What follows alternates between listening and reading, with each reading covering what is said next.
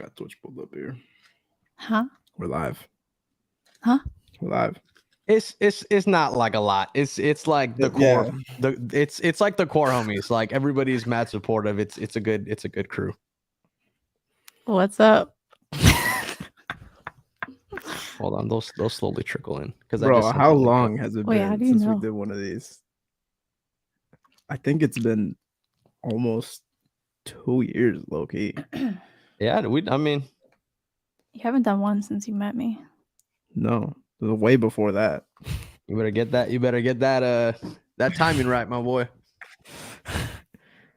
This is a nice room. This is our room. Yeah, Wonderful. but he made it. Yeah, we had to. You threw the little string lights up for a little some depth. Yeah, he did all the shelves and stuff. Wonderful. See this chat. Oh, what's the joint? Chatbot. There's Wisebots in here. Wisebot's lit. Huh? It's like an automated chat. Like it's a bot. This is great. You know what's crazy is I threw this together in like 10 minutes. Because I have, bro, Well, you painted it though. I haven't been home to be able to like work on everything. Hold on, this framing's gonna ruin my life. This mic should not be over here. Why don't you make it square? I'm still gonna have to move it. Can I do square if it's just us two? I think we fit. Oh, that's better. Is it okay? I still have to move the camera over though. True. Hold on. How can you read that? It's so small. Oh, the chat. Yeah. Better. Okay. So, bro, real quick. I don't know if you hear me. Oh, there you are. Yeah. The last 2 days, I've been trying to like sneak in time to like rewire everything because as I started adding stuff to the desk, the cables started just sitting on top of the desk, and I was just losing my mind. When we did her desk, bro, I brought out a staple gun, started going ham. You went right into the desk? Bro, I don't care. Good for you, bro. I was trying to I got these little cable boxes. I got some. What else did I get? I got this like cable wrap that I haven't even opened yet. I was trying to route everything. I got this little Velcro, just in little strips, and I'm just cutting it. Bro, zip ties. I know, bro. Those came. It all came in a kit. I didn't know what to get, so I just ordered a kit. Bro, what needs to happen is I need to slide to LA. And get that pop. I got you. Well, we've been saying this for 2 years, man. What do you mean? 3 years. Okay, who's counting? But man, so this came about. So we got people in the chat. Quick preface. The podcast was on a mad hiatus. Indefinitely, partially was me working on this room. Another partial part of that is I don't know. To be fair though, we went strong for like 20 straight or something like that. Yeah, we had a good little run. Yeah. We're doing it remote, even when we were traveling, struggling with hotel Wi-Fi. Yeah, we were doing a lot, and man, that was a busy year for both of us too. That was. But yeah, the goal is to kick it back up.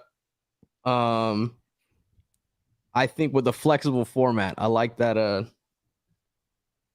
It takes some of the pressure off of trying to hit a home run, context wise, every single time. Because I know for me that's it. It just adds stress to try and throw something together. But this one, I felt like this one kind of lined up because of something that you guys both worked on together.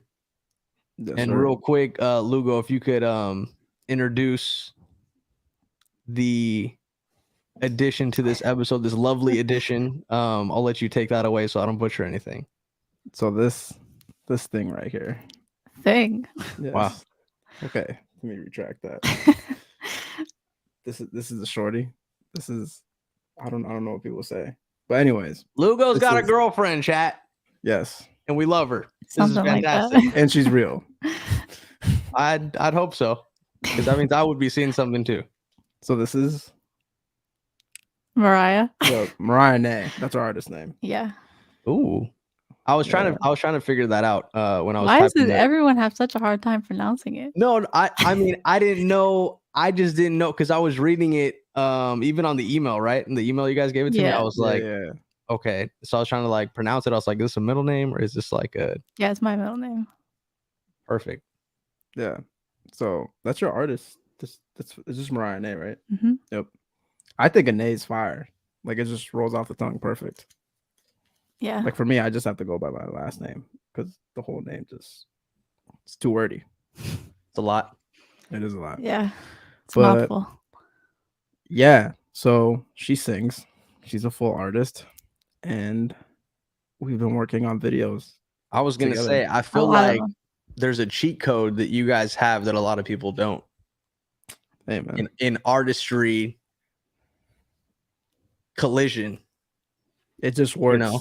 It works. It kind of reminded me when we first started dating, and then we started like creating stuff together.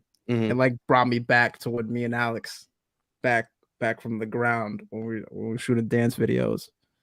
I was like, oh, like there's like a duo. And that's when I was the most creative. And that's when I really started like slowly getting out there. But yeah, now that's a dog. That's my dog. Okay, I was gonna say, where's Lugo? Where's your dog? He's 2 hours away right now. Yep. Wow. Yeah. It's crazy. He doesn't commute? Nah. Wow. He don't be doing that. He's not all in. No. Well, dope. So how many videos have you guys said you've already done together? We've done a total of, we did the windows. Mm-hmm. We did what were the other ones? The Drake one. The Drake one. We've done the Live one. Yep. The like Christmas one. Then we just shot one last night too. Yep. Oh, you guys are on a roll. Mm-hmm. Yeah. And then the Pink and White. I'm trying not to go too far all over the place before we talk about one of them that you guys put together and put out. When you guys are putting these videos together, are you guys like, because I know everybody's like rollout process is different. But is there something consistent that you're trying to put together with like these coming out, or is it just like, ooh, let's try this, let's do it, let's try this, let's do it, or is it like part of an overall? It's honestly extremely experimental. Yeah, I was gonna say that too. It's random. It's random. And it's interesting because each time, obviously, like it's especially starting off, because we're starting off creating together, but when we're starting off dating, it's a whole different ball game. Because you're like, okay, how, like, you know, like when you're dating someone, the dating versus someone in their creative like mindset is a complete different thing. So trying to balance that too for each video, it was definitely stressful. Stressful. Well, because I was gonna ask, because like at the end of the day too, that is like a partial work crossover, you know?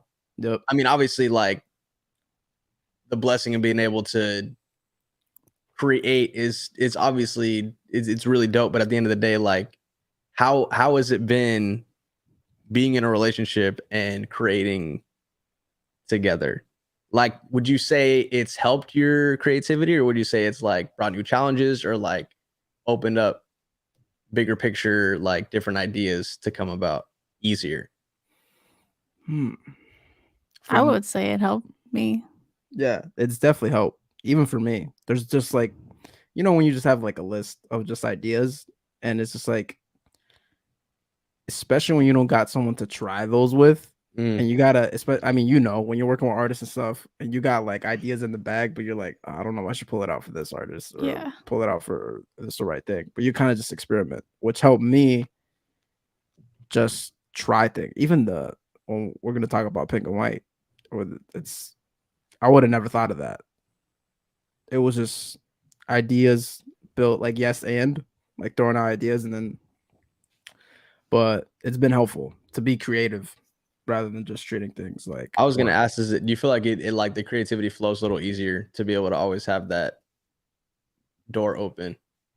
The creativity flows easier. Sometimes the executing is the tricky Sometimes part. it's like we have way too many ideas. Yeah.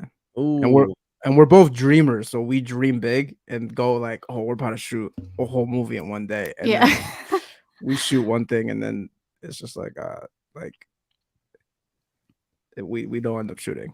Okay, so I like how you touched on dreamers because I know there's like high reaches when it comes to like dreaming and executing, right? So like I know for a while Lugo's like, bro, I want to do this thing with fire, right? So like, do you feel like when you dream big on an idea, it's something where like I want to do this, but we don't have the means for this yet, or is it just on a scale of like, oh, what can I practically execute? She's actually helped me with that. Okay. I'm stubborn. Even for each video, I'm like, no, I want this. Like, we need to have this. This was the vision. And she's like, it will look good. Just do this. And then I'm like, no. And then we end up doing it. I'm like, okay, it did look good. Because I don't know nothing about video, but I'm just like, I think of something in my head and I'm like, I think it'll work. And he's like, nah, that won't work. And I'm like, try it. She says she doesn't know anything about video, but she does. Interesting. She grew up with a mom who's a photographer, so she has some. I was just about to ask. I know some stuff. Yeah, which is helpful. That way, you're not like when I'm doing stuff. I like you. I look at her and she gets like you're mansplaining. I know exactly. I know what this is. Does she kind of let you go though, like on that tangent? Yeah, sometimes. And then I kind of just got to read through it and be like, oh, okay, you get it. You get it. Okay, so we could talk a little bit about Pink and White. There was a trend with that song specifically. They kind of had like, I feel like there were two trends with it, right? There was like the transition trend and then like the mini vlog transition trend, right? So sorry, also I'm trying to figure this out because I'm multi-streaming for the first time, which means it's on my Twitch and my YouTube. My YouTube's not really that like, it's like real quiet over there, but I'll just, that's why you see like a little YouTube logo and then a Twitch logo by some people's names. But anyway, sorry, I'm easily distracted. All three of us have ADD. Don't worry about it. Perfect. All over the place. So for that trend, the Pink and White song by Frank Ocean, the beat in it's, I mean, that's a whole other conversation, but it's so crazy how like these songs that came out, what was that, 5 years ago now? 7? I don't know. It came out a long time ago. A while ago. Yeah. How they resurfaced though is so dope, especially like on TikTok. I feel like music doesn't have like music doesn't have like not like an age limit, but like a timer on it in terms of like what might pop when. Not and that song. It could mean a whole different. I think the biggest one was the Stranger Things. Yeah. Like that junk. Now everyone knows that song, and that thing took off like when it came out. Yep. So I feel like people knew that song. Some people like who didn't even watch Stranger Things immediately, like who didn't binge it as soon as it came out, they might not even have known the association to the show with that song when it dropped. But I feel like it's really cool seeing how those like songs can pop off, but also like it can have its full cycle in traditional like marketing. Yep. When it comes out and then pops up again just because someone's like, well, let me try this cool thing with the transition. So back to the transitions. Do you have the file queued up, or should I what do we have? Grab it somewhere? Yeah, we could text it to you. We should have just videos of it. Would it be easier to text or just open it on here? I think you could share. Can you present? Let me see. Hold on. Here, we'll find it. So a little preface on what they're pulling up. They created a visual with an original piece that Mariah wrote. And something along produced. those lines, right? And produced. Yeah. Co-produced. Wow. She be playing. Also, how many different locations were these shot at? Bruh. And which didn't make the cut? That's what I'm curious about. I'm always curious about what gets edited out. So the main thing that brought me the most headache, and this is where I was texting you back and forth about, like, I was trying to build this thing. The rig. It started off with the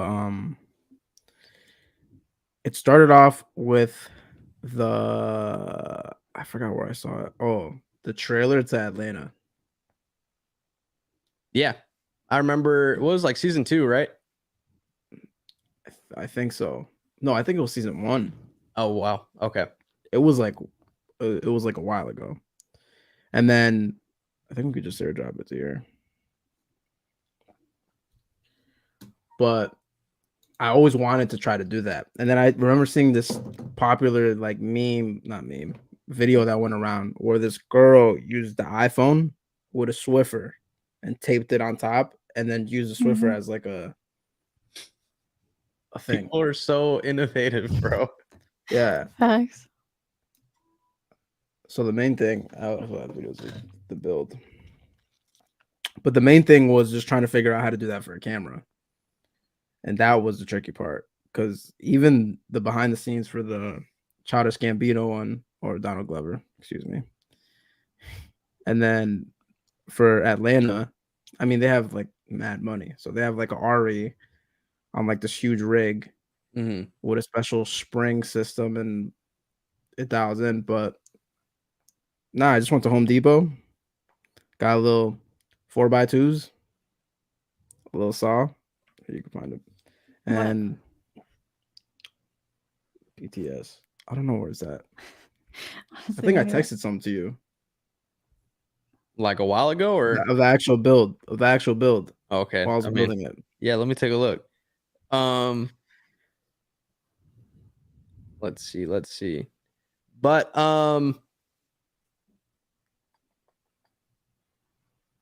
yep. But the locations, what happened was, so to get to the point was, I had a whole rig, and the problem was transporting that rig. That thing is heavy. Because we were traveling. It's literally sandbags, right? I'm trying to figure out a way to pull it up, but it was extremely. Actually, I think it's on my IG on here. And so we were limited on the locations because it's already hard enough to go to public spaces with a camera in general. Mind you, with a whole stupid huge rig with, it looks like it could be like some sort of construction thing. So we kind of had to pick certain locations near where we built it, but when we were traveling, we wanted to shoot some over there, but we couldn't because we needed the rig. I'm trying to find the actual text so I could just ping it for you. True.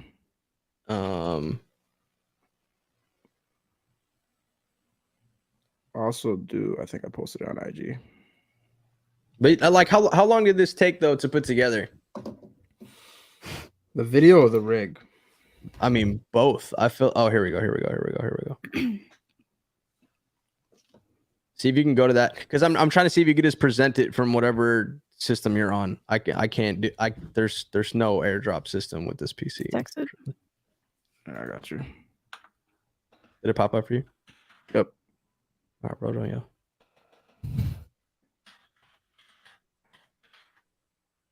Yeah, it took That video took like a month. Yeah. More than that. Like a month and a half, 2 months, 2 almost. months. I was gonna say, I felt like you mentioned it a couple times over. It felt like a long time. It was like 2 months. It's on this one. Mm-hmm. Sick.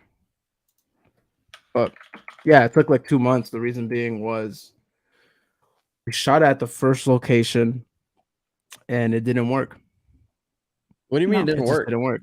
So the rig worked, but it needed to be perfect because if you get a little bit of shake, oh yeah, and you can't stabilize it, and then it was just weird. But the way I built it was I was trying to figure out some sort of system. So at first I was just gonna copy the video and be like, okay, let me use a Swiffer, but a Swiffer's too small for it. So then eventually, what I ended up doing was I looked at the wall and I saw the Manfrotto thing hanging on the wall. swing thing. I just used that. Yeah. Here it is. So guys, there's like for photographers, like for home studios and even like professional studios, sometimes when you go in there to like keep stands off the ground, they have like mounted arms on the wall that would have like the light at the end and it could swing out. Can't see my arm. Yep. It swings. Still doesn't work. It swings out like this. Like a little elbow that's mounted to the wall. It's I mean, what's interesting is Lugo needed that effect.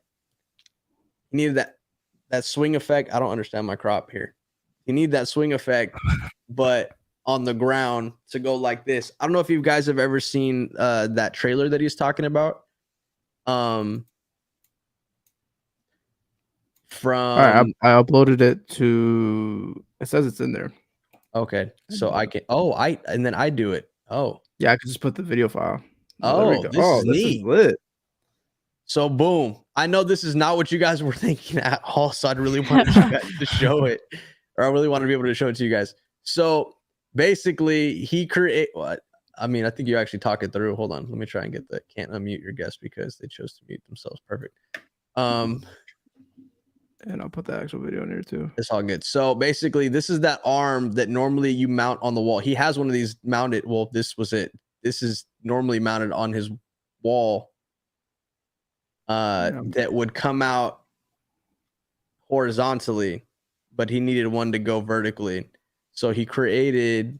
All right. So I think I figured it out. Boom. It's a version of this. So I drill this into here, pulls this down, and then essentially if I let go, to bring it up. Now I'll probably need a really stronger spring or something, but this is what I'm thinking. So that spring helped the first movement. What happened was it was that the thing that didn't work. So what happened was, all right, I could swing it, and it was perfect. But the problem was to use it for bad locations, you need a consistent swing, like same timing each time. So I kind of want to show I'm gonna try and find it, the reference. I also uploaded the actual video too.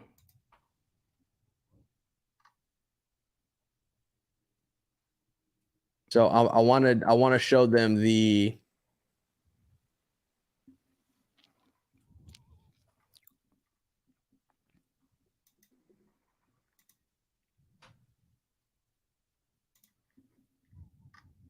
Oh, somebody broke it down.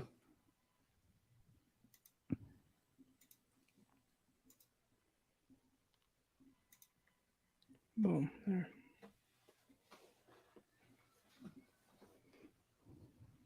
Okay, let me see if I could. Hold on.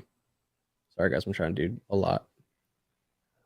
Man, it's so sunny today, bro. We just had a blizzard yesterday, bro. It's windy. It's windy McGee right now. How's the weather over there? It's windy McGee right now. It just stopped being at least our cold. Extra camera, share screen. Maybe that one. Window. Boom. Share. Okay. There we go. So this is the reference. We don't need the subtitles. So this is the initial idea, and how they filmed it was something similar. That's my favorite shot, the one with the train motion in the background. Crazy.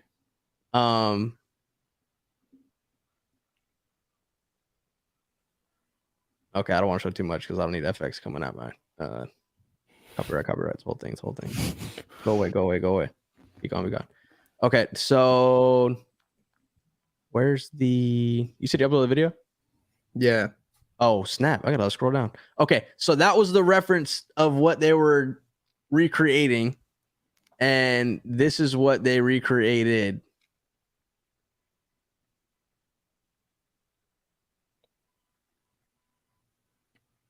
And this is phenomenal. The best one was the day and night. That came out. Yeah, that day and night was crazy. Yeah, that was her idea. So as you can imagine, they went to all these different places with a giant thing, bruh. With this thing. But I love it because y'all literally were like, so this idea came up because like you're like, oh, let's try and do it ourselves, or how did that come about? She was already working on this cover. You're already working on the pink and white cover because she just stay working on stuff, because she sings. So she was already working on it, and then that trend was going around with the multiple locations thing for the pink and white thing, and I was like, So I was like, how could we do that but differently? And then that's when I pulled my little list. I have a ton of lists of ideas, and then I had the list of the Atlanta swinging camera effect, and I was like, oh, how long was that on the list, and and what kept you from doing it? The rig? Yeah, I wasn't fully. I knew I always wanted to do it, but until I saw that video with the iPhone and the Swiffer, I was like, maybe this is possible to do with a camera. People are gonna find a way to do something. I like how you were like, cool, but I want to do it with this Blackmagic because I wanted to give it a look and not just put it on a Swiffer. Yeah, and we were debating because we're going to Puerto Rico, and when we're in Puerto Rico, we're like, oh, there's mad fire locations, and we're like, yo, let's just shoot on the iPhone with the Swiffer. And I was like, nah. It just didn't sell it. It didn't sell it. So the look was completely different, or the movement? We were thinking of kind of mixing the swinging, and then also that trend where it like just swipes down with the iPhone type of look. But then when we started editing and stuff, we just left the whole video. You're like, these it was so dope, man. So how many locations did you guys try to do in Puerto Rico? So what we decided to do in Puerto Rico was just like, we'll just shoot other stuff, which we have to release that stuff. Yeah. Perfect. Well, that's so dope. The way we shot and the way we're starting to shoot now, rather than getting discouraged and trying to shoot one specific video, especially like traveling and stuff, you just shoot like fire B-roll that we could just use for whatever. Ooh. So we have quite a few shots where it's not like a performance take, where it's her singing a song, kind of just her just chilling. That way in the future we could just use it for whatever. Yeah. That's dope. I mean, I feel like that B-roll is really cool to have in the pocket, And like, did you, when you were shooting the B-roll, were you just kind of like going for whatever, or were you like, this might fit the vibe of what I'm working on later, or was it just kind of like, oh, well, sometimes scenery and such? I know for like a few of the shots we have, like we'll shoot something, and then like since it's not a performance take, we'll kind of leave room for some other creative element. So like I left like a ton of overhead space because even the pink and white, the little logo you see there, she drew that. So maybe to draw like lyrics and stuff. So always leaving room for something just in case. And then our main, I mean, the main, I guess, aesthetic we have going on is just a wide, slow zoom out, and it works. Yeah, simple. So that's the consistent. Everything in camera, like element. Always. That's my motto. No CGI. No CGI. So do you guys plan on making like the ones that you guys have in the can now? Are they more similar? Obviously not the exact same style, but like is the theme kind of covering and creating something? Yeah. Or a lot of original too? That's a you question. I mean, right now I've been mostly focused on covers. Okay. But the Pink and White, I feel like, was the first thing that was like, all right, gotta start writing. You know, like get my own stuff out there. Because it's a Pink and White cover, but the whole verse, what the whole verse, yeah, it's original. He actually helped me write that. Oh, little co-writing hat on. Yeah. Hey, where do you feel like your writing comes to you, or do you feel like it just sneaks up? I feel like my writing comes. It's random. I'm really good with melodies. Like melodies, they just come day and night. But the words, that's where it's really tough. So I really started writing, like I co-wrote a song for my church, Impact Church, recently that was released. So that was the kind of thing that started it, like, you know, writing worship music, because it's a little easier. You kind of just copy the Bible, but yeah, throw a melody on it and be like, facts. That feels good. Yeah. Throw in a couple rivers, ocean lyrics, straight. Sprinkle them in. So question then, when you get a melody in your head, I know artists do it differently, but do you just like hum it in like a voice note, or do you? Doesn't matter where I am. I could be like literally in church. I'll just like try to do it as quiet as possible. Cause I'm like, I can't forget this. And usually I don't come back to it for like a long time. And I'm like, I don't even know what I'm saying in this. Interesting. You have quite a few original stuff though. Like just hidden. I wouldn't say quite a few. I have a couple. It's a good amount.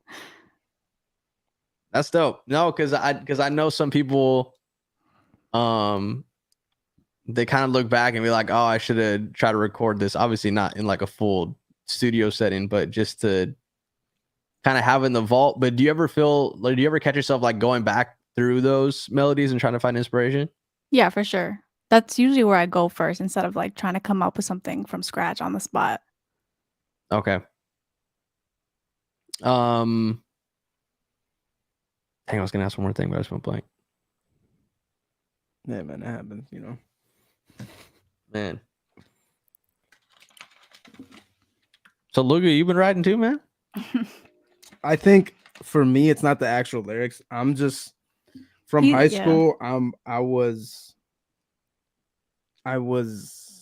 a pretty good writer in terms of just my brain's pretty logical. So organizing, breaking down my thoughts, processing things, breaking down the meaning of things, like it's very storytelling. So what I helped her with was, okay, let's listen to Pink and White, the original from Frank Ocean, see what it's about, dissect it, then kind of pull that, okay, how could this apply to your life? And then pull the story from there, like kind of the building blocks to like kind of like, okay, this is the direction maybe you want to go in.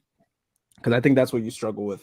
Well, yeah. Sometimes, like when he listens to music, he like listens to the lyrics. Yeah, I don't listen to the lyrics. I mean, I do, but I'm really focusing on the sound. Okay, cool. So question, I'm similar like that. And I think that's where all of our self-diagnosed ADHDs stand out, right? Because I feel like if I hear a song I like initially, it's probably melody. It's initially melody, and then I'm like, ooh, this is catchy. And then I'm like, ooh, this beat's good. And then I actually listen to the lyrics. Yep. Like I have to really get stuck on a song, like just random, right? I don't want to butcher her name, but this reggae artist, this Afrobeat artist, Arya Starr has a song called Rush. I'll send it to you guys. But it has a feeling in the production and in the melody, and then you listen, and then I was just like, oh, this is cool. And I listened to the song, and it's like basically saying like I'm not trying to waste time and energy. Basically kind of like going after what's for me. And I'm like, oh, this is just an all around great. Those are the moments where I'm like, oh, this is just a great time. So do you notice the music first? Yeah, no, I literally sonically it has to catch me, whether that's melody or whether it's something like a soulful sample. If it's production that catches me, but for whatever reason, I hear melody and production first. And then I really have to and I think it's because my mind's moving too quick to where I don't catch lyrics the first time like some people can. So the music gets me at first, but it's never like super deep. I don't notice like all the little undertones of like, oh, this little synth in the back or stuff until like if I'm actually trying to pay attention to that. The music catches me. And then I'm like, okay, let me listen to the lyrics. I'm like, okay, these lyrics are fire. Because if a song is really dope, but the lyrics are trash, I'm like, this. Yeah, I mean, I feel like it'll have a short play cycle for me. But if a song has like a really dope harmony or a melody, I might just give myself the guilty pleasure of listening to that song a couple times and then moving on. For me, the lyrics could save a really simple, basic song. If the lyrics are really, really good, I'm like, yeah, absolutely. No, and like, I'm not trying to downplay songwriting at all, because I do feel like there are a lot of songs where I'm like, oh, this song is not bad sonically, but I feel something with these words. And that's usually the case if like the songwriting is crazy, but I feel like the song was created like that. They were like, I mean, the focus was more on the message of the song. I mean, look, I'm thinking of worship music, you know? Yep. A lot of times we grew up all gospel. Okay. So it makes perfect sense. Where'd you grow up? Where? Yeah. I actually was born in Ohio. Okay. Then moved to Rhode Island. Moved to Rhode Island, and then here in Massachusetts mostly. Okay. Grew up. Interesting. Yeah, she grew up on the Brian McKnight. Yep. R&B, gospel. Oh, fire. You got so you gotta keep like your playlists are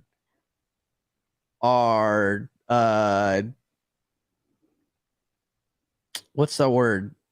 It like it has a crazy range. Diverse. Variety. Yeah. Variety. Yeah, like it's you kind of listen to everything. Yeah. Okay. She has I gotta send you something. She has dope playlists. I do. She is dope. Like the amount of work that you put into your playlist. Same. It's like fantastic. She goes in. It's I didn't start appreciating playlist the art form till it was you. Till you started like sharing playlists. And I was like, oh, I'd even interesting. And then eclectic. Thank you, chat. Yes, eclectic. Sorry, going back. That was my little tangent. No, thank you. Was the first time I ever found like, oh, like not that I like it didn't click for me like DJing and all that is like this is like playlist creation is an art form. Like I was like, yo, this is amazing. And it's like once you started sharing playlists with me, I was like, oh, like putting certain songs next to certain songs, and I was like, okay, this is fire. This is fire because you make a connection with certain songs that you listen to that someone else wouldn't, and then it's when it's all on one playlist and you hear it as just one full like almost story. Yeah, it's amazing. I started feeling a little bit of pressure to keep that going though, to be like, oh, what am I gonna be? What's the mood gonna be of this playlist? You know, so I'm actually kicking up that series back up again. I have a playlist together, basically like 23 songs we're keeping in 2023, or at least keeping in rotation. Bro, one day you're gonna have one of those playlists that's gonna be like the biggest, like what is it, like the Spotify, like the what's it called, like Rap Caviar. Like you're gonna have that'd be crazy. You know what's funny though is like I really started making playlists again because of how political those playlists started getting. Like a lot of times now, those are like especially like Rap Caviar or like the Mellow Bars, all like those A-list playlists. A lot of those are like pay to play. And it's all part of like marketing. I mean, but like I get it. At the end of the day, like Spotify's a tech company that has an interest in music. But it is dope to see some artists that like might not be easily seen, like on some playlists, and it's like, well, this is dope. This is dope. Yeah, and that's why I mean, initially, I was just looking for artists with melody that catch my attention like that, that I would have on repeat for that month, and then I move on and start a new. Bro, you gotta sell like limited edition playlists on like a thing that looks like a tape, but it's a USB stick. People get it, and it's sent to like a link or something. That'd be wavy. That'd be wavy. Or a keychain with a QR code that has a.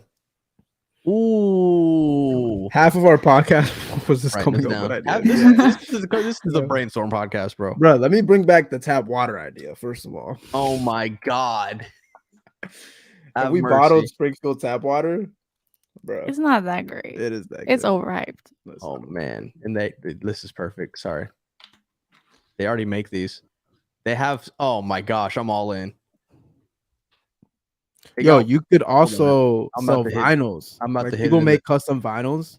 I'm with that, bro. But those production costs be crazy on vinyls. Man, it's for the art, you know. I support it, bro. But like, I gotta think practically. I mean, if you do like 12 limited edition, you could sell them for a good amount of money because you know no one else could get these playlists. Yeah, see, but then I'm gonna upset a lot of people, bro. Like I release a couple hundred coffee mugs and people are mad they can't get them. Like, but I'm I'm one of those people. I'm in the garage. I got one for you though. I got a couple extra that but then I'm in the garage for 3-4 months packaging them myself, bro, because it's all me. But I definitely gotta send you some of Mariah's playlists. They're fire. I'm all in. She put me on to a lot of jazz. I didn't really value jazz. Not that I didn't value jazz like that. That's that eclectic range that I'm talking about. Like, especially with that soulful. Like right here. On my vinyl. Explain these. What are these? Did you put those up, Lugo? No. I was gonna say the you guys both got vinyls in the. You guys are just so cute. Just cherry. Who are these? Oh, that's Atlantic Star. That's 80s. Wow. That's Chick Corea. He's a jazz pianist. Okay. R.I.P. That's Lionel Richie. If you don't know who that is, you can leave. I know who Lionel Richie is. I got you. There you go. And Chuck Mangione. He plays trumpet. Trumpet? You don't trumpet. Oh yeah, I need these playlists. I just brush. Something she's like at this point. We were talking about this other day, where like now it's like she's fully changed my palette on like just music I listen to. I pull up some of the music that I used to listen. I'm like, ugh. Wow. I used to listen. What? It's like now, bro, like I feel like your palette, you know, when you go to the like perfume shops and they have the coffee beans to like you can smell between perfumes. She's the coffee bean. She's like, look, smell this. And now start listening to music. That's fantastic. I love that. Do you minor pivot for like the next 15 minutes ish? Do you guys want to do some thought-provoking questions? I'm down. Mariah, do you want to sing live? Absolutely not. We were just talking about that today. I would never put you in that position. I would never put you in that position. He doesn't understand. He's like, I don't understand. If you can sing good, why is it not? Why is it embarrassing to sing? That's it's embarrassing for anybody to go sing. outside and sing for everybody. No, she keeps trying to put me in a position of me singing, and I know I'm not good. Maybe I could get to like a decent level, but it's embarrassing for me because I know I can't sing. It's embarrassing for everybody. I understand that, but when you get out of that, like you start singing, and then after you know that you sounded good, and no one could deny that. Always, so you never know. I could have an off day. That's like a comfort blanket. I feel like that's almost like Lugo, why didn't you bring your camera to this? It's different. It's not the same thing. Oh no, I'm trying to say no. Listen, because I'm like that. Sometimes when I'm on your side right now, Mariah. Hold on. Because like there'll be times where I just want to not be on the spot to take a picture. Oh yeah, I get it. Yeah, that makes especially sense. like as a from a creative perspective. I don't like being put on that pedestal. Like, oh, he'll take the picture. He's a photographer. Yeah, just like, I agree. I have been put in those positions. I don't know. I'm just saying it's not embarrassing. It's like, yeah, I don't really want to do that. But no. Like in a setting like this, singing is embarrassing, even if you're good or bad. That's interesting. Say. Singing's not embarrassing. It is. When you put on the spot. Okay. So let me follow that up then. What makes it different for you to sing on stage in front of people you don't know? Because they don't know me. Okay. I'm never going to see them again. Simple. They don't know me, bro. It's way less embarrassing to sing in front of people you don't know. Interesting. Than to sing in front of people that you do know. I hate singing in front of him. She hates. she like. Oh, so you don't record around him? I do. Is he like in the other room? There's that awkward moment when I know she's gonna record it. I look at her. I'm like, do I have to step out? I'm getting better. All right. There's like this weird complex she has where I get it. I get it. It's like when someone you care about a lot is like seeing you put together a video from scratch and you feel that pressure. You're like, okay, I want to make sure this is good. But I don't know. You're just, if you're good at singing, in my mind, like you're nasty. So it's just like, but when I'm in recording mode, it's like I'm experimenting. You know, like I probably sound crazy to anyone else. It's a vulnerable place. Yeah, for your singing. It is. I get it. All right. Question number 1. Oh, we got questions on 13 minutes. I literally. Why didn't you send us these? I can ahead of time. Oh yeah. There's actually like a bunch of questions. I'm gonna put in the PC. That's private chat.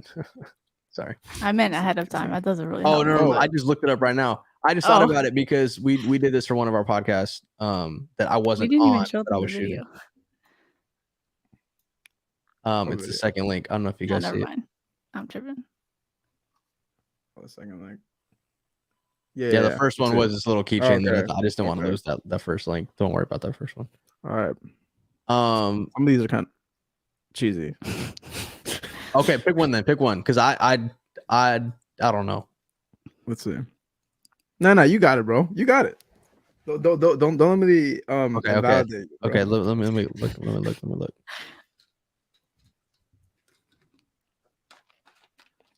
Pick a question like it's one of your playlists. You know, like you picking a song. You got it. Oh, that's a lot. Well, these are kind of whack. Let me see.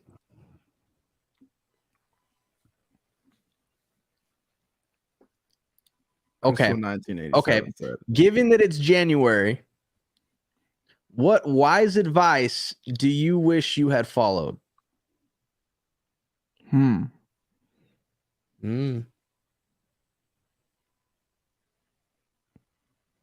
I said,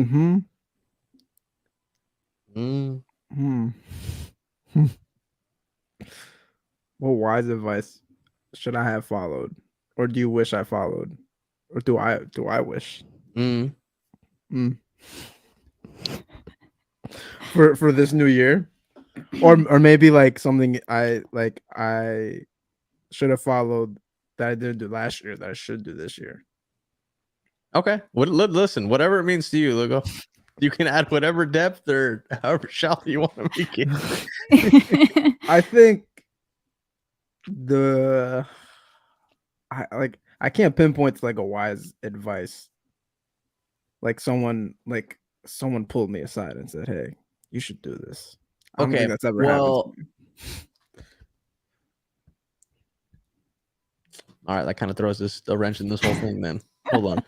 Let me try and find. I don't think I have I've had a Evan Almighty moment Okay, fair. Because I could say it's as simple as, for me, creatively trying or experimenting more and thinking less. Yeah, I would say for me, it's a reshaping on career-wise, a reshaping on how I even treat the creative process. I think overall, as a professional, and as you look at other professionals who you feel are at a more professional level, comparison. Yeah, I think there's a degree that I've been trying to sit in of someone really truly is a professional just purely based off confidence. And I think from the first year I got into the creative space versus now, yeah, I picked up some skill sets and I'm better at what I do. But the one thing that's really changed is my confidence and how I operate, because I'm not questioning myself and I'm just fully confident. I'm like, no, I know that would look good and I know I could get this done. And I think starting off, especially when you're an artist or whatever, you're a lot more hesitant to go into a space.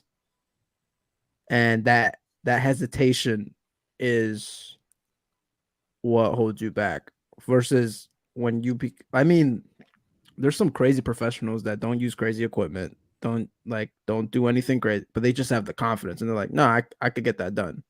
And even if they never done that before, like I feel like if someone throws me an idea now, I have the confidence to be like, I never done that, but I know I could get it done. And if not, I'll figure out how to get it done. And that's, if you asked me that 4 years ago, I was not in that spot. Like I would, before a video shoot, I would be stressed, pulling up, researching, trying to find an exact example of the video that I'm trying to shoot to make sure settings. Exactly. Versus now, like someone could ask me to shoot a full thing tomorrow, and I'll be like, yeah, I mean, I got my camera and stuff. I'll figure it out. Like it ain't no stress. And it's just now it's just believing in that I have that confidence so that I could do things that I'd been dreaming about. And now it's You like, lean on those gifts, man. yeah, I could get it done. And it's just telling yourself I can. And I think it's, and I'm sidetracking to you now. I'm lobbing it to you because right now I feel like grew up in a place where she's singing all the time. She does shows and stuff, but she's building like her name, like Mariah and that's where she's slowly trying to snowball it. You could kind of. I mean, I don't know where to go from that, but what I was gonna say, for me, I feel like I go more to like writing. I think the best advice I ever had was to just write and write things that you think are bad.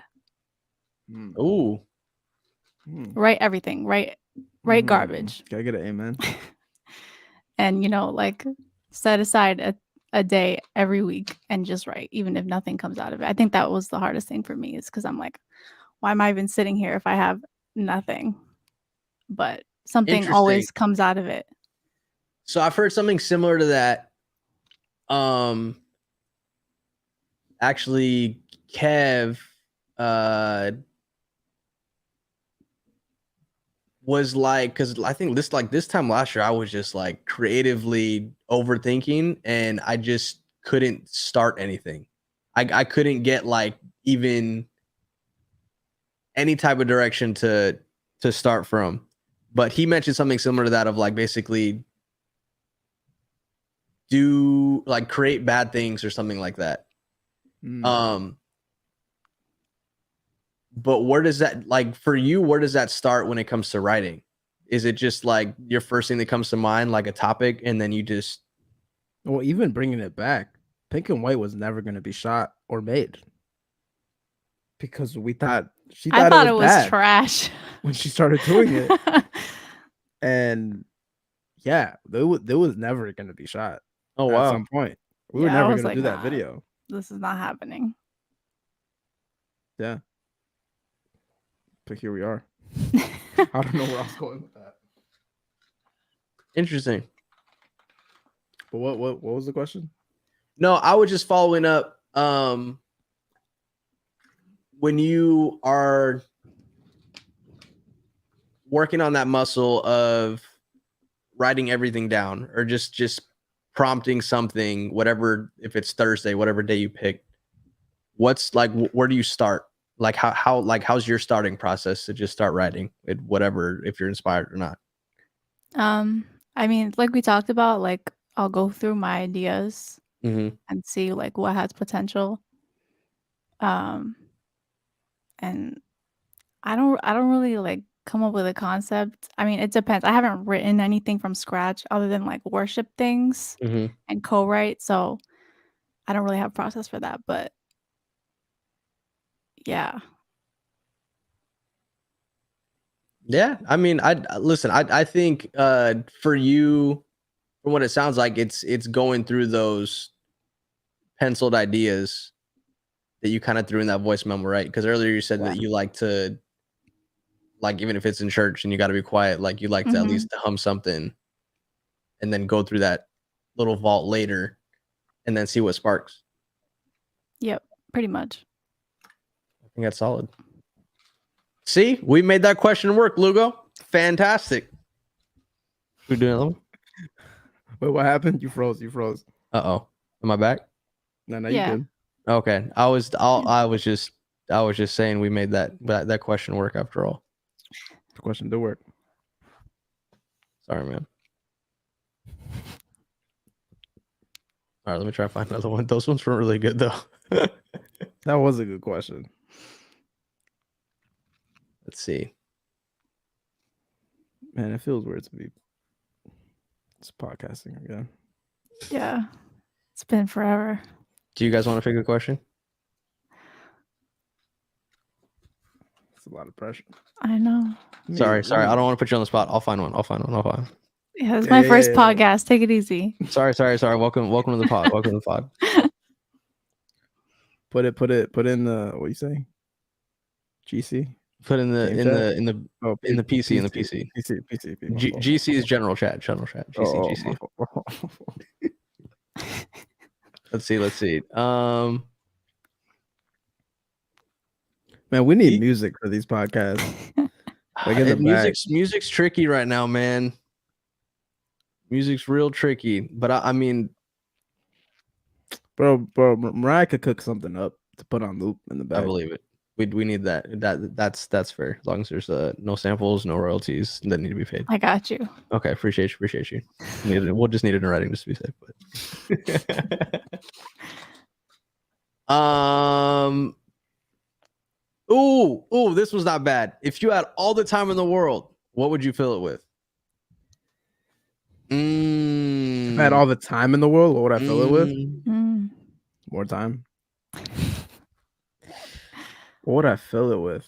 Like, is this type of question where it's like,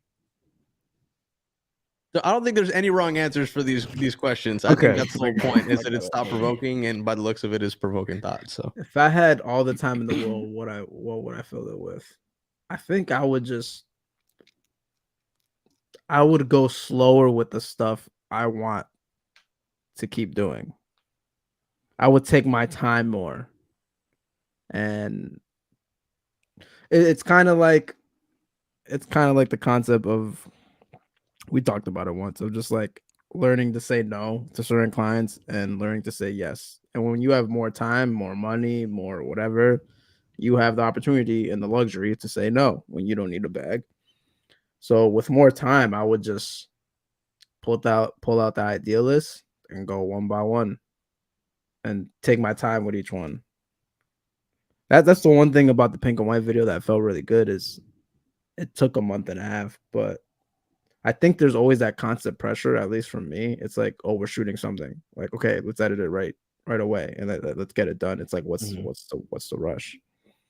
And because pink and white took a month and a half, it came out good because it took that time versus rushing it and trying to. Yeah, it wouldn't even be the same video. No, it might just be a day and night video the like the day and night sequence, right? Yep. I think that's pretty cool. That of the taking time, because for even to edit, right? Because for me, I feel like the longer I take to start an edit, the longer procrastination, bro. Yeah, I mean, I fight tooth and nail with that.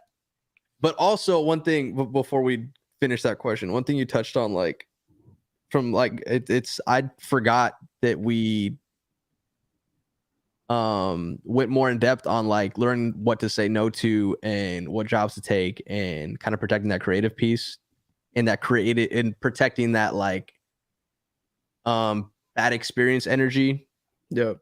Keeping that at a distance from jobs and stuff, because I feel like during our hiatus, I really learned how to navigate my own time and space over that year, to where I really don't be involving myself with things that I really don't wholeheartedly want to do, or at least have like, I mean, obviously there's still some jobs that you just gotta get done. You gotta get done, but it's nothing that like I wouldn't want to associate myself with, you know? It's something that's not burning you out and exhausting you. Yeah. It's like, I mean, there'll be jobs that take that energy to finish, but it's not just something you just said yes to just because of the underlying meaning for that saying no to is it's not just saying yes to taking something with the idea of that's the last job opportunity that's going to come. Yep. You know, because yeah, like I said, I feel like I really was working on that and it's been working. Long story short. Sorry to get off track. No. How? Because I mean, the biggest thing that I've seen change from you, well, not change from you, but like this man, Tiger Woods. Man, stop it. So what's been cool about the golf stuff is like I've always liked golf. I just didn't really get to golf that much with like travel or like it was something that I did with the people that I used to play baseball with, like my family friends in high school, and then like college came around, we just started golfing, but I would golf like maybe twice a year. But last year I was just home a lot. So I was just like, oh, cool. And then I kind of saw like the different space that it was growing into. And not gonna lie though, the golf aspect of my life, especially like creatively, really helped me work through creating with stream of thought instead of procrastinating with an overly perfected, polished piece of something. Do you feel like, because she asked me one time, or we're just figuring out, like, I came to a point where I was like, I don't have hobbies. I was gonna say the same thing. Interesting. I don't have hobbies, and I was just like it's that question of like, what do you do for fun? I'm like, I shoot videos and work, and yeah, because that fun and that work and play is mixed, you don't know how to separate the two, and you just get work. I just realized I just get work all the time. Yeah, I be feeling that way a lot, you know, especially when the hobby turned to a career. It's tough to find time to make it a hobby again, or it's tough to find ways to make it feel like a hobby again. Like, are you scared with the golf thing? Because this is what I get scared with myself, because us as just like entrepreneurial and taking on you pick up a hobby, I have to like stop myself. It's like, I don't have to turn this into a business. I don't need to start becoming a professional. Like she's been putting me on. I've been doing mad stuff where I know how to crochet now. Fire. And it's just like, yo, it's fun. Like, yo, I need you have like a pan pad. Can you make one of those? Like a little heating pad that you could put like a pan on? Oh, you want us to make you one? I was gonna have Lugo make it. You don't have to make it. I would never ask you to make me anything, right? I promise. Oh, okay. I mean, I will too. It's okay. Well, Lugo could do. I want to see his hobby come to fruition. Yeah, I mean, we gotta. What do you got? Oh, you got that thing over there. Bro, you don't know, look Oh, around. you want me to show it to them? Man, it's a little show and tell. I'm just asking, bro. I just, it's that crochet's dope though, bro, because that's something that's like, I don't want to say niche, but it's something that's like, it's not, it like you really wanted to. You can literally make anything. That's what's you can make anything. It's so functional. Yeah, and it's just like, so through the like crocheting and just picking up markers and just like, oh, let's start coloring, and it's just like I could do things that don't need to start a business, or I don't need to make money off this. And it's like I could just shut off my brain for 3 hours and just do this. So has golfing been that for you? That definitely, I mean, yes, absolutely. Especially with the time that it takes to like play 18 holes of golf, be like 3.5 hours at the fastest, Jeez. So but also it's twofold, because also it's like, okay, it's a lot of time. But yeah, I don't know, because honestly, like,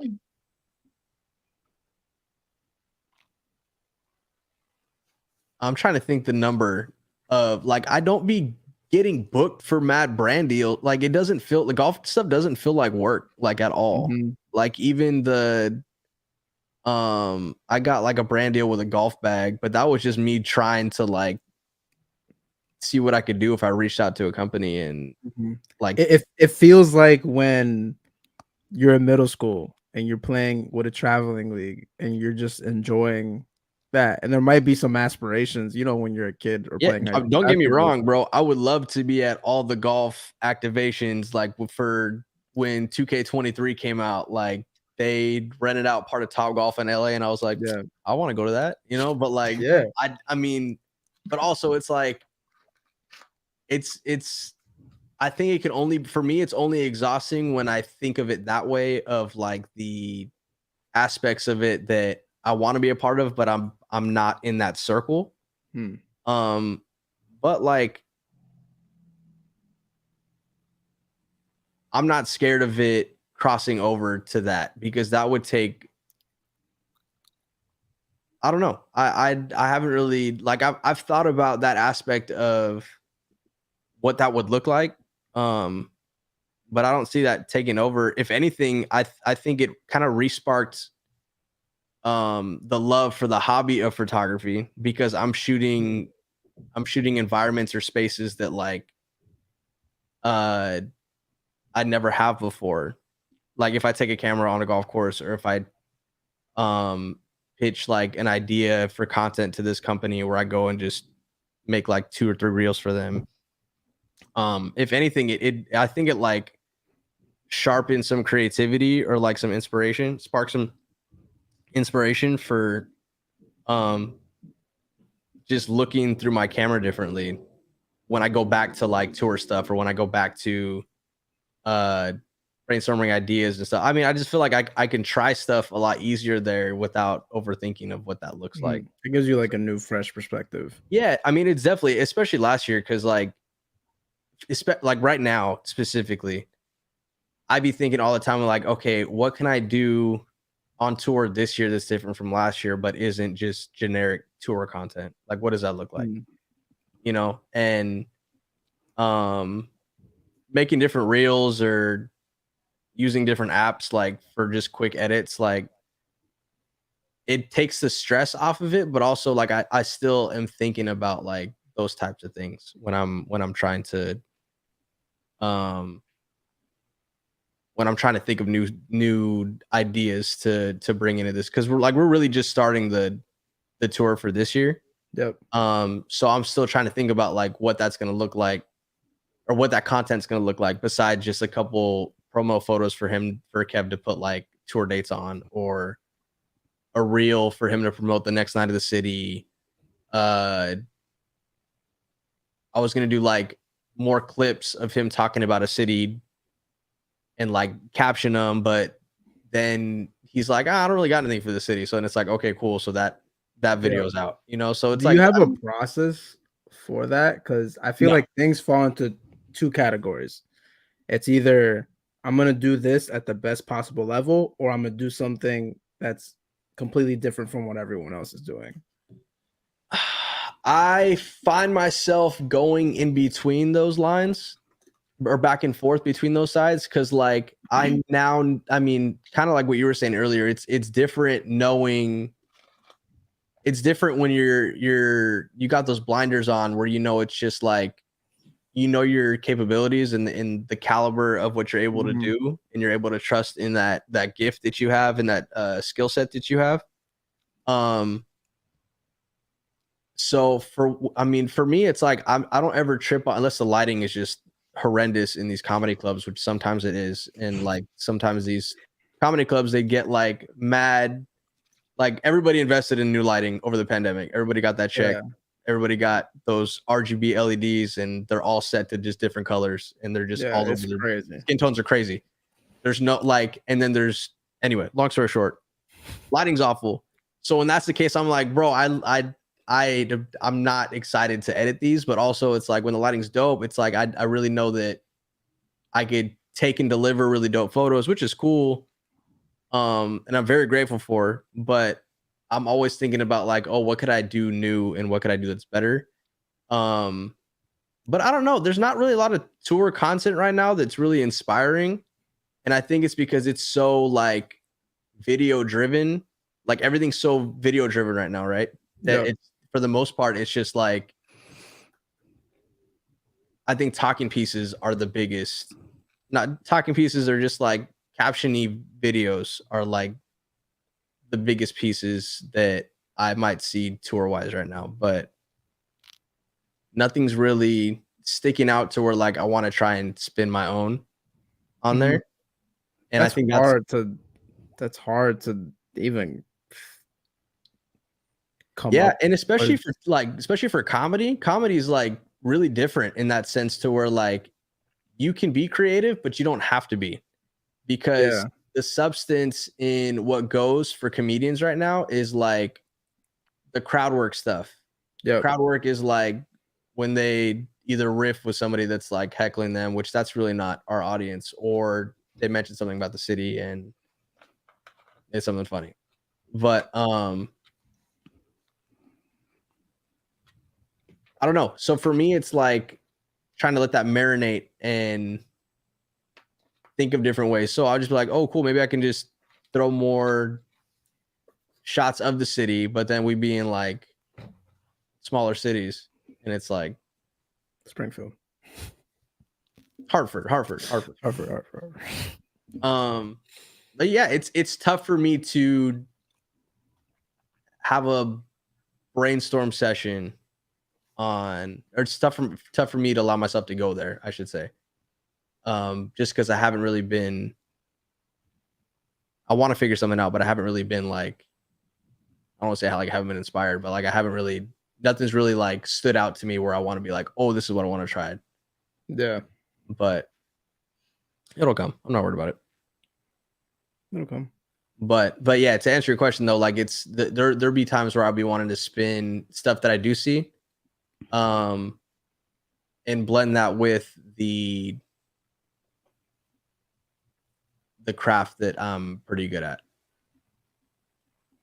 I think hybrid versions of stuff more than anything in terms of stuff that I work on.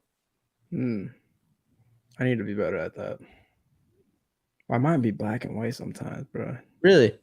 Yeah. Oh wow, she gave you that. She gave you that little look over. Okay, to put an example, let's say in the summer, I got the AC. I'm either blasting it on full or it's off. There's no like medium for me. It's just like I'm blasting it or it's off. It's just like, I'm hot. Blast it for a few 15 minutes, then shut it off. Oh no, shot, bro. I mean, that's tough. That's really tough. I don't know. What about the heater? Same thing. It's cold. Blast the heat for a little bit. Shut it off. I'm like, I'll put the heat on and let it warm up. I'll just have to suck it up and be cold for a little bit. And then it's at the perfect temperature and you never have to change it. It's actually cheaper too. Yeah. You waste gas. Put me on. It's actually mad cheaper, bro. But anyway, I mean, That's mad funny though, bro. The AC was such a specific reference. That's great. It's because that I don't know why my brain just works like that, and it's it kind of it hurts me sometimes, but when I'm really down to do something, it's like, nah, we're doing this. There's no going back. That's true. Well, when I'm really not down to do something, there's no going back. There's no going back. There's no going back, man. So that's kind of how you act creatively, is what you're saying. Yeah, like when we're thinking of an idea, I'll go. What I've been trying to do now, even for thinking of video concepts, I'll go all out, idea wise. There's no limits, and I'm like, okay, I guess we have to scale back because we only have $200. So it's like we'll scale back from there, but that, like I said, that's when it hurts me. Like when I'm like, oh no, it has to look like that. I'm like, this is what we're going for. We're going all in. It's like it doesn't have to. This is for Instagram. Let's relax. But yeah. So I should remember what the question was. Oh yeah. Oh, if you had all the time in the world, what would you fill it with? Questions. Let's fill it with questions. Facts. For me, like as a musician, I feel like practicing. Because, like I grew up as a kid, like just knowing how to sing and like knowing how to harmonize. It came really like easily for me. So, and in church too, like I would just not practice ever because I'm like, I know these songs. Like I don't need to practice, but it's so important. Oh. No, not like that, but but it's very important. That's it. Yeah, I think practice is everything. Yeah, sometimes it's hard. Sometimes it's hard to practice though, and I feel that, especially. Yeah. Man, when I first started shooting video, it's like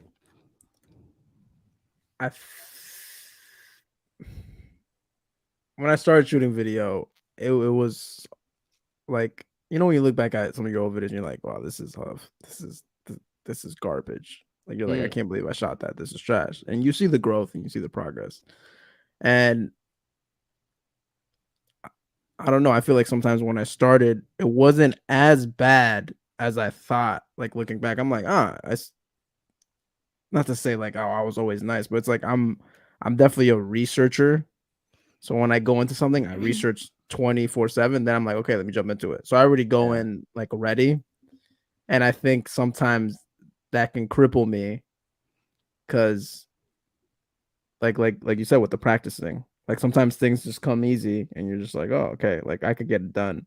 But sometimes you can cripple yourself because you're like, you could be excelling at this level, but it just comes easier, so you're just like, oh, like I could get that done. And I think too much research isn't a good thing either.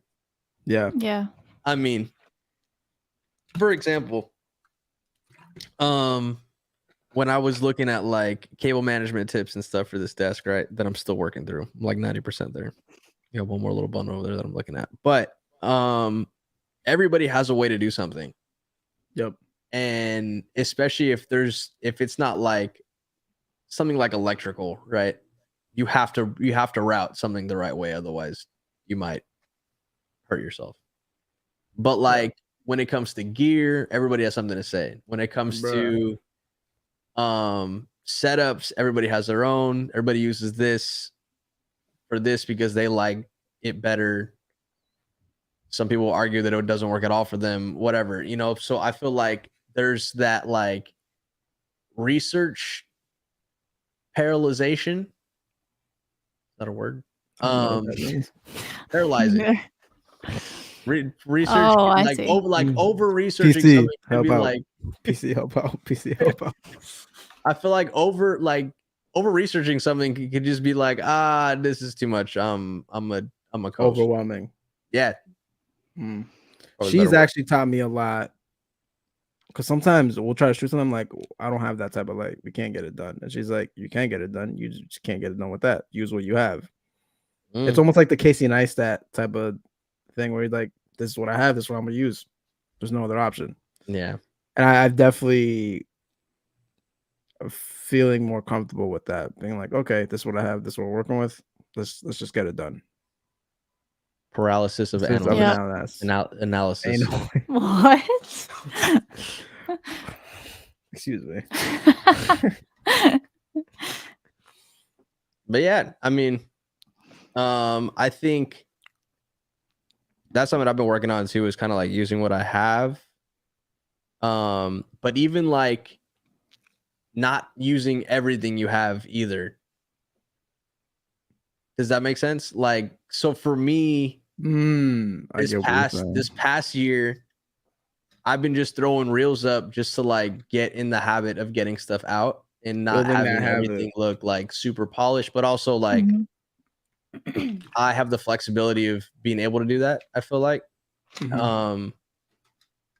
so where I don't need to have everything super polished as a portfolio all the time. And I think like that's helped me creatively work out of the perfectionism to executing. Or like if it's not perfect, I can't execute it. Like if I don't have this and this lined up, or yeah, I think we talked about it because when I was starting off, I was like, I ain't editing pictures on Lightroom Mobile. The freak is this? I need Lightroom Classic on my laptop. I need to fully edit this and make sure it's fire.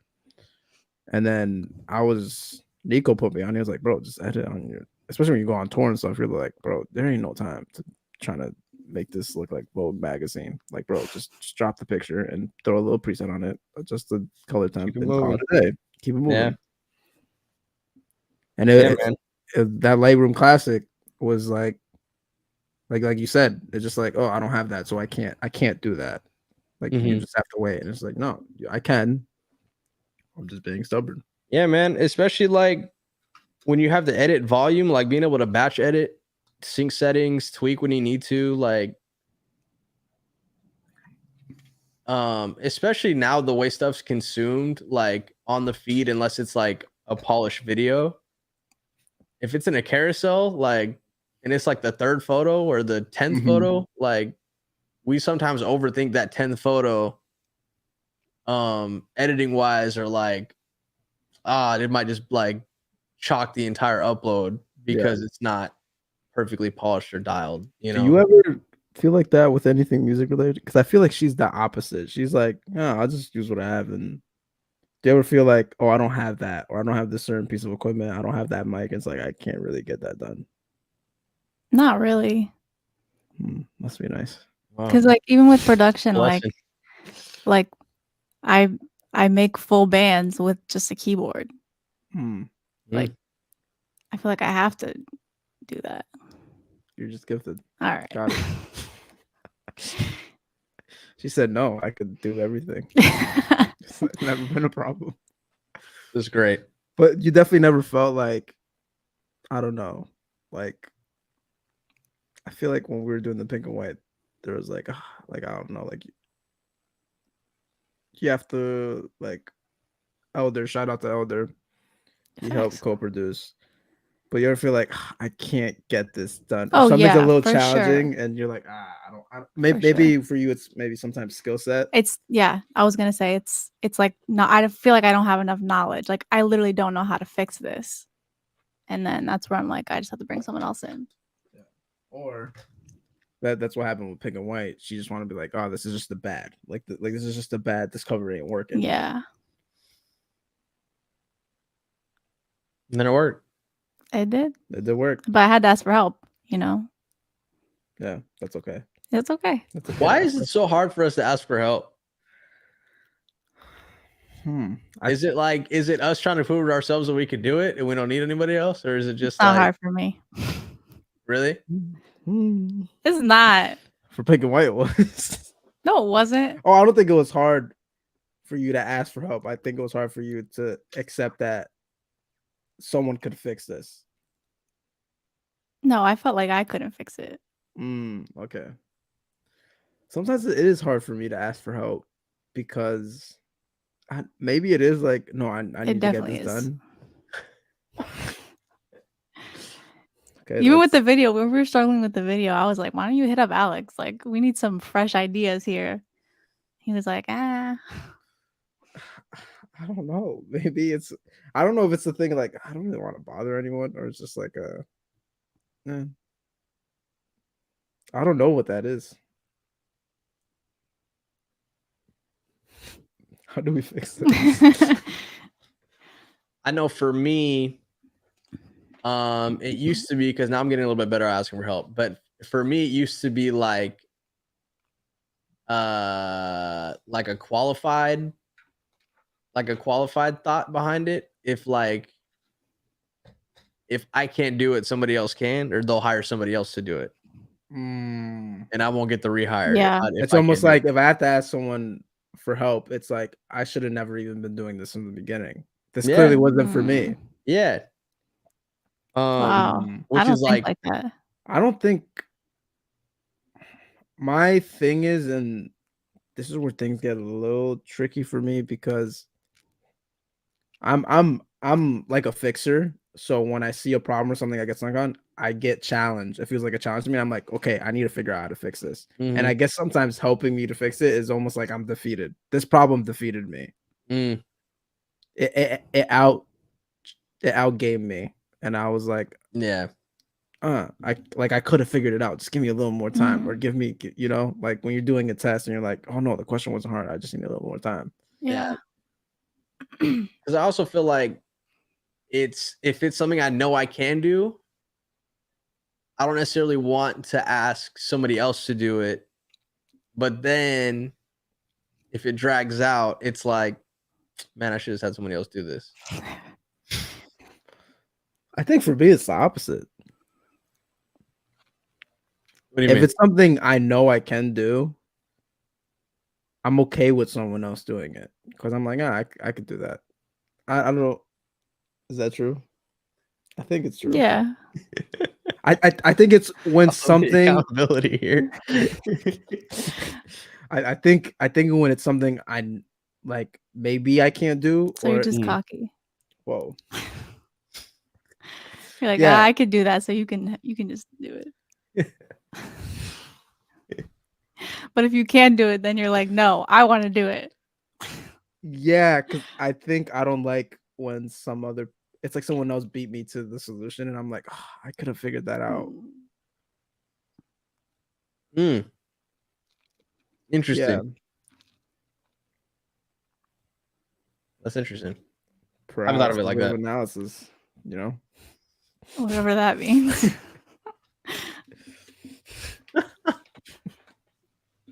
Man. Well, I think that's all I got. That's all I got. What time do you have to leave, Lugo? We're chilling.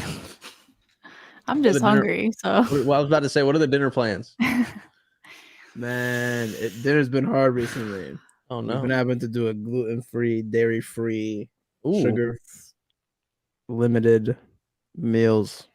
Yeah, that's rough. That's tough. Well, I'm trying to think because my girl she has celiac. So she's What's that? I feel really uninformed. It's like gluten-free, not by choice. Like allergic. So she has like stomach allergic reactions every time she has gluten. Yeah. So I'm trying to think of. So you said gluten-free, dairy-free. Well, we've been doing dairy, but like not as much lactose, like goat milk, which is it's a lot better for you than cow's milk. But cheese. Yeah, goat cheese. They have all the versions. Yeah, for whatever reason. Not to make this about me. No, I can't do goat cheese, man. Well, Whoa, it's not ew. goat cheese. It's like goat cheese mozzarella. No, goat milk. Like Goat milk cheese, not Yeah. goat cheese. Okay. yeah. I think I'm 'Cause back on board. yeah. Goat cheese It's like regular cheese, is but its own cheese. it's made out of goat's milk. But they have mozzarella that's Okay. made out of goat milk. Yeah. Cheddar made out of goat milk. Like a Exactly. Parmesan that's made out of goat milk. So it doesn't taste like No. No. like the pungence of No, goat no. cheese. No, Do you guys know what I'm talking about? Like Yes. that. Yeah. It's almost gamey. It's like feta, kind of. See, I don't mind. See, that's what's weird. I like But it's feta. stronger than feta. It's like a blue cheese. I A can't mix. do blue A cheese. mix of the two. Oh, I love blue cheese. Nah, bro. Bugging. Bring on the fermentation. I don't know. For whatever reason, goat cheese, lamb chops. You don't like lamb chops? Not a big lamb chop. I think it's the gaminess. You don't like know. chuletas? I never had lamb. You never had a chuleta? No. Oh, that's on you, Lugo. That's Oh wait, no, that's a pork chop. But there are. I never Lamb. had it. I never had lamb. If you guys ever, I mean, yeah, you have gyros. Gyros are lambs. Oh. I have. They slap. Okay, I never had lamb. Those are a chops. little sauced up though. They put the seasoning in that. But like a lamb chop, like a little drumstick looking thing. Yeah. That's the the junk and like Fogo de Chao at the steakhouse, bro. You don't like lamb? I don't know, man. I don't know what it You is. like the Lamb of God. Amen. Listen. I'm there. I don't know what it is. Goat cheese I can't do. It's too strong. Whatever that taste is, it's too strong. It sticks out. Okay, do you? Because everyone has their foods that they hate. Like for me, it's olives. No variation of olive I could consume. But goat cheese, it seems like it's just too strong for me. Do you think goat cheese in the right form you would enjoy? Like with the right chef, with the right cuisine? No, because for whatever reason, it's that little aftertaste that comes with goat cheese. That I can always tell when it's in something, even if it's like, oh, it's like a blend. It's like, but I still taste the part of the blend that's the goat cheese.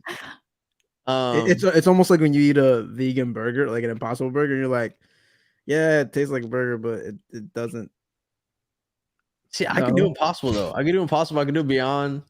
Bro, the Impossible. I have a friend. He's an exchange student, so he wasn't hip on like the Impossible terminology. So he went to Starbucks every day, got the Impossible thing. He was like, "Oh, I thought it was just the name of the sausage and the thing." He legit thought it was. Oh wow! And then when I explained it to him, he thought he was being played, and then he never gets it now because he's like, they tricked him. He's like, they tricked me. I thought it was real, but that's the closest thing I've ever eaten. The Starbucks Impossible egg McMuffin thing, bro. That thing tastes exactly like sausage. I don't like sausage like that. You don't like sausage? No. Sausage is just hit or miss though. Sometimes it could be like, I like chicken sausage. Yeah, but you like chorizo. Like a little chicken apple sausage. It depends, bro. It depends. Chorizo is so much different than like a sausage from a. I like the spicy egg and cheese sando. Cuff me. I'm sorry. What? Take me in. I'm sorry. I mean, chorizo is a sausage. I like it, Is it not? in certain forms. I don't like the breakfast sausage patties. Yeah, sometimes those aren't it unless it's a fresh sausage. Have you ever eaten a Dunkin' Donuts like sausage, egg, and cheese, and it tastes like mint? Dunkin' Donuts is trash. Their food. Hot take. Their food is trash. Piping hot take. Their food's trash. I'll give you that. You're from Boston. You can't say that. I know. Their food is trash. No, I like their coffee. Blasphemous. Their coffee's hit or miss though. If you go to the right Dunkin'. Blueberry cake donut. Can't go wrong with it. Bro, the blueberry glazed donut? I think that's what I was talking about. Blueberry cake? I never heard that. It's a cake donut. You said no, that's not it. You said no. Glazed one. Blueberry glaze, bro. I think that's what you're talking I'm trying to think what option I could leave you guys with. You guys like Jersey Mike's? I can't say I'm hip. I never had it. Oh, never mind.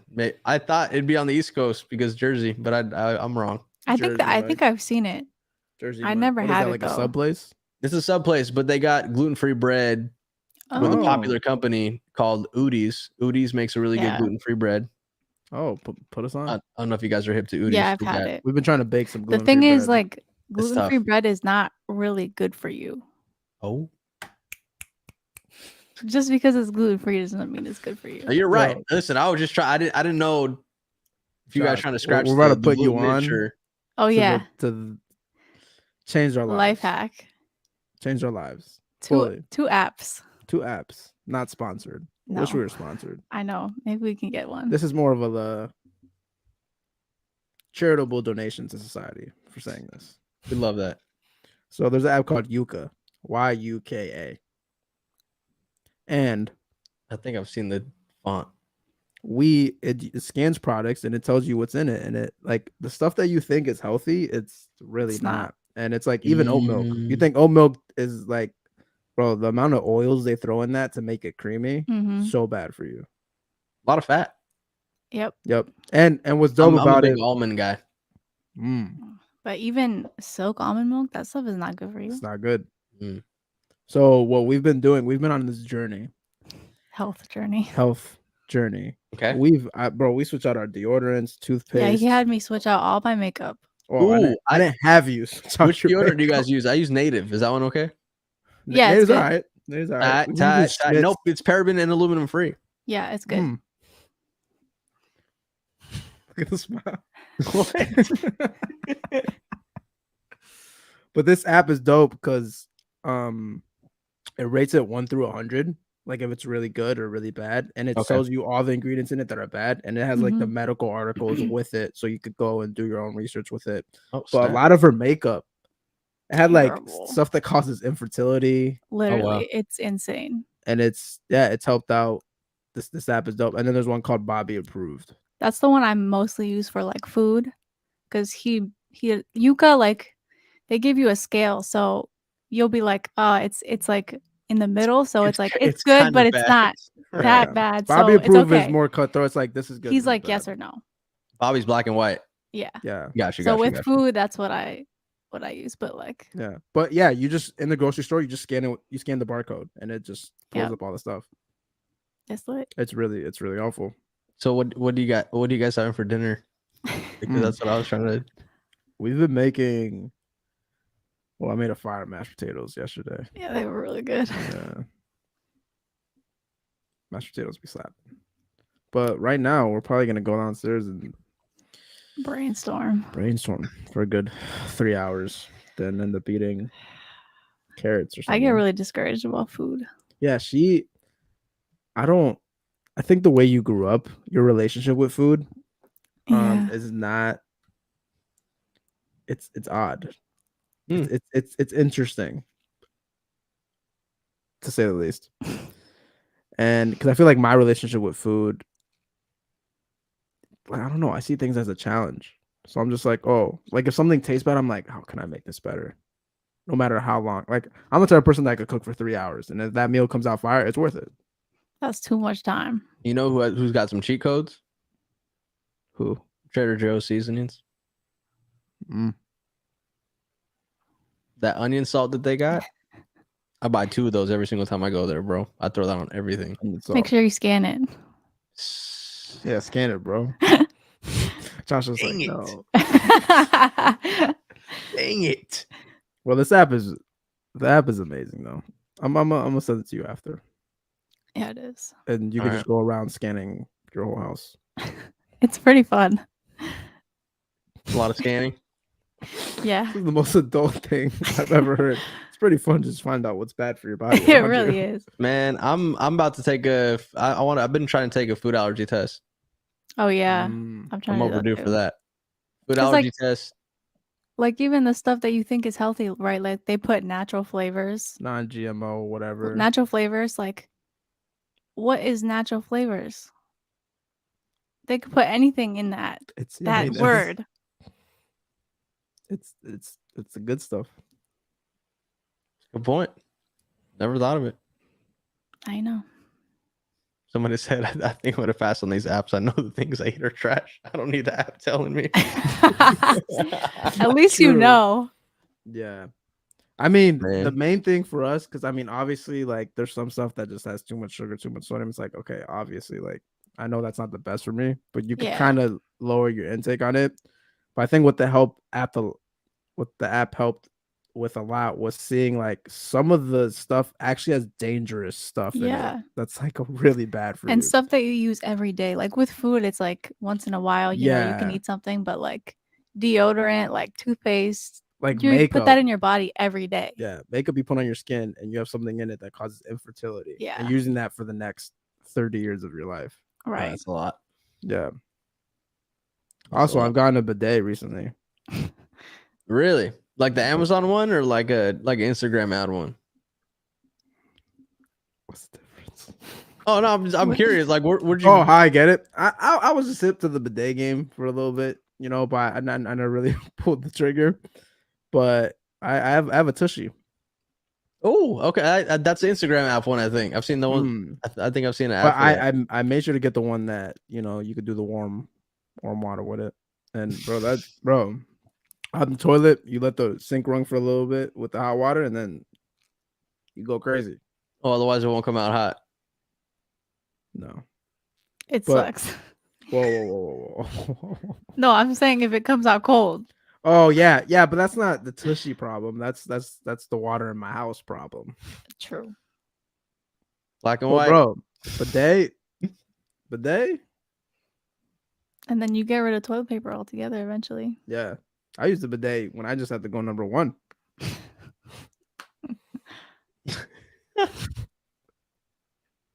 All right, man. That's a great note to end on. That's a great note. This is really getting crazy. Get too comfortable on here. Man, fantastic note to end on. Let's see. When are we gonna do this again, Lugo? In 2 hours. Nah. Let's we'll table it. TBD. That's it. TBD. TBD. To be determined. We're gonna get back on here more consistently. I threw the idea of maybe reviewing a show, or a series.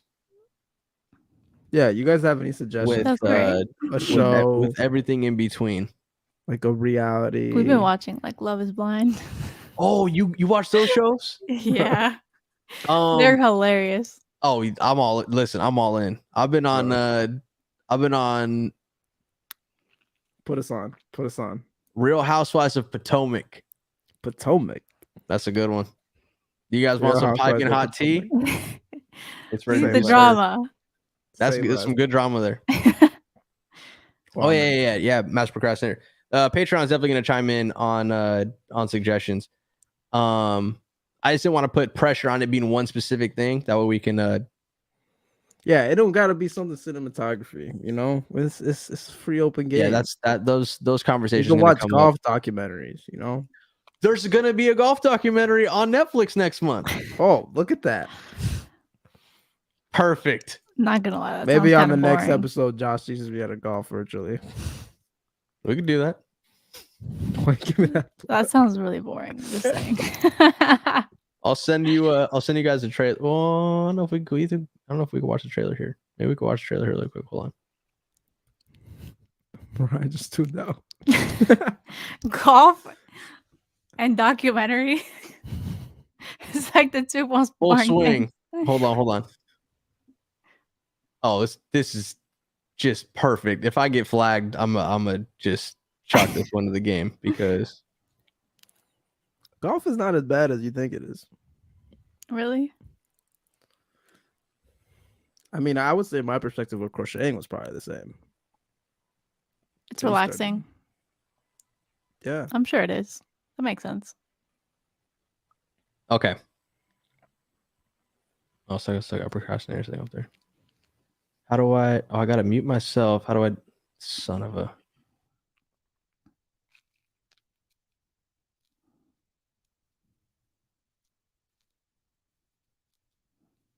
Bro, I still haven't seen The Last Dance.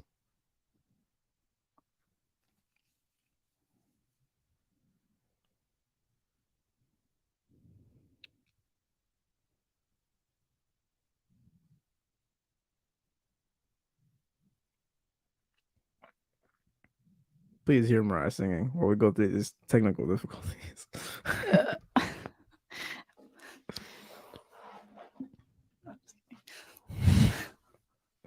The mic's here.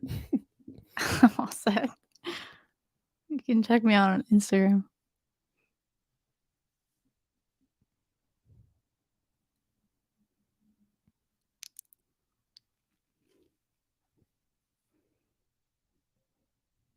They need new fonts for that.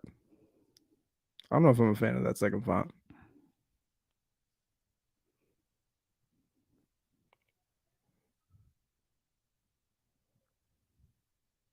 Look at Josh's smile. Yeah, I don't think we can hear it. No, I can't hear it. I thought you guys could hear the whole time. No, we're just sitting here in silence. I thought we were supposed to not hear it. No, the whole point was so you guys could hear it. But gosh, I don't know how to share audio through screen cap. Oh well, I'll send it to you guys in the PC. PC. But we can see we can't hear. Oh well, now I can read it. Sorry guys, this is exactly how Kev feels when he tries to do this. But yeah, we'll figure out a show or something to watch and talk with you guys. Share thoughts we could all keep up with. But I'll definitely poll in the Patreon. But yeah, Lugo, Mariah, thank you for making time for this. This was fun. Appreciate it. It was fun. How was your first pod experience, Mariah? It was good. You dreamed of? Yeah, actually it was. Good. Solid. Fantastic. Well, hopefully see you guys soon. Whatever that consistency looks like for us, expect it. Because we'll be back this year. For real. Thank you guys for hanging out. Everybody watching this live. Mm-hmm. What are you gonna say? No. Oh.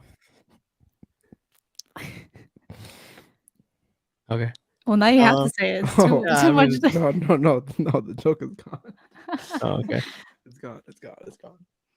Yeah. Shouts to Mariah's cover and their creation with the pink and white cover video that they did. Original writing, co-directing, cam op, editor, editor, colorist.